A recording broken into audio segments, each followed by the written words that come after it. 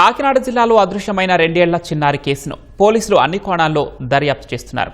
చిన్నారి కనిపించకుండా పోయిన రోజున గ్రామంలో అనుమానాస్పదంగా తిరిగే కారే తమ బంధువును ఢీకొట్టిందంటూ కుటుంబ సభ్యుడు చేసిన ఆరోపణల్లో వాస్తవం లేదని చెబుతున్నారు.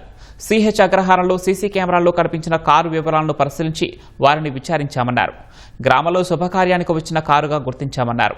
చిన్నారి జ్ఞానేశ్వరి అదృశ్యమైన రోజు గ్రామంలో కనిపించిన కారు తనను ఢీకొన్న కారు 2 ఒకటేనని తొలుత పొరపాటున చెప్పానంటూ బంధువు కోటేశ్వరరావు స్పష్టం చేశారు.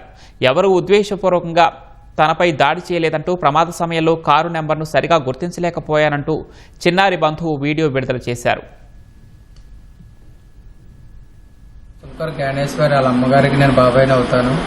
కాంప్లైంట్లు అంటించడానికి నేను అనకాపల్లి వెళ్తున్నాను.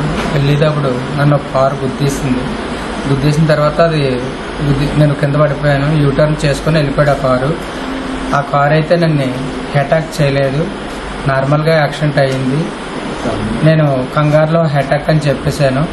నేను ఇంటికి వచ్చేసి ఇంటి దగ్గర పడుకున్న తర్వాత మీడియా వాళ్ళు వచ్చి అడిగితే కంగారులో వాళ్ళకి కూడా ఇక్కడ సిహెచ్ అగ్రహారంలో చూసిన కారు ఆ కారు ఒకటి కాదు 2 ఒకటి అనుకొని నేను కంగారులో అలా చెప్పేశాను.